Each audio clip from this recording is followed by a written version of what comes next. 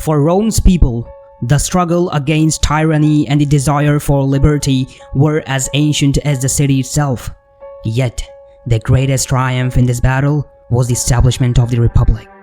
In 509 BCE, a significant shift occurred in Rome's political landscape, marking the end of the monarchy and the birth of the Roman Republic. This transformation was driven by a desire for liberty and justice, forever changing the course of the Roman history. The seeds of discontent with the monarchy was sown long before the final revolt. Tarquinius Superbus, known as Tarquin the Proud, ruled with an iron fist. His reign was marked by arrogance, cruelty, and a blatant disregard for Roman traditions and laws. He seized power by murdering his father-in-law, Servius Tullius, and ruled without the consent of the Senate, sidelining this vital institution of Roman governance. The breaking point came with the tragedy of Lucretia. Her assault and subsequent suicide ignited a firestorm and rebellion against the tyrannical Tarquin. Lucius Junius Brutus, a kinsman of royal family, emerged as a key leader in this revolt. Inspired by the virtue and sacrifice of Lucretia, he vowed to expel the Tarquins from Rome. Brutus gathered the people and the Senate, recounting the story of Lucretia and calling the end of the monarchy. The citizens, long frustrated by Tarquin despotism, rallied behind Brutus. The army, which had been loyal to the king, also turned against him, driven by the shared outrage at his son's heinous act and the king's oppressive rule. In a swift and decisive move, the Romans expelled the Tarquins and their family from the city. The monarchy, which had ruled Rome for centuries, was dismantled. This pivotal moment marked the end of the Tarquin dynasty and the monarchy itself, paving the way for a new era of governance. With the monarchy overthrown, Rome faced the challenge of establishing a new system of government. The goal was to prevent the concentration of power in the hand of one individual, as had been the case under the kings.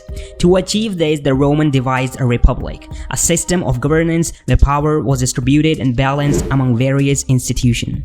The central element of this new republic was an office of councils. Instead of a single ruler, Rome would now be led by two councils elected annually. These councils held equal power and could veto each other's decisions, ensuring that no single person could dominate the government.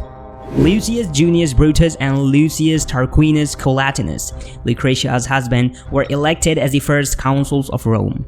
The Senate, which has been marginalized under the kings, was restored to a position of prominence. Composed of Rome's leading aristocrats, the Senate advised the councils and played a crucial role in shaping legislation and policy. This body ensured that Rome's elite had a significant say in governance, balancing the power of the councils. In addition to the council and the Senate, the Roman Republic featured other key institutions designed to represent the interests of the broader populace. The Comitia Centurita and the Comitia Tributa were assemblies were allowed to citizens to vote on the law and elect magistrates. These assemblies provide a mechanism for common people or plebeians to participate in the political process, although in practice the wealthy patrician held significant influence. One of the most innovative aspects of Roman Republic was the concept of a dictator. In times of crisis, when swift and decisive actions were required, the Senate could appoint a dictator with absolute power. However, this position was strictly temporary, lasting only for 6 months to prevent the rise of another tyrant. The establishment of Republic marked a profound transformation in Roman society. It created a system where power was shared and checked, laying the foundation for the state that would endure for centuries. This principle of republic, shared governance, and rule of law, civic duty became cornerstone of Roman's identity. The transition from monarchy to republic was not without challenges. The early republic faced internal strife and external threats, but the resilient Roman adapted and evolved their systems. Over time, the republic would grow and change, ultimately becoming one of the most enduring and influential forms of government in history. The fall of the monarchy and the establishment of republic was a watershed moment for Rome. It was a bold experiment in governance driven by a desire for liberty and justice. This new republic would lay the groundwork for Rome's future greatness, a legacy that continued to influence the world today. Who knew that the seed planted by Brutus and his contemporaries would grow into a mighty empire? Who could have foreseen that the city born out of rebellion would one day dominate the world? None.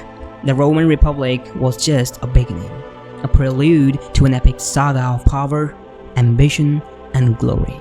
Stay tuned for the next video. Inspire, signing off.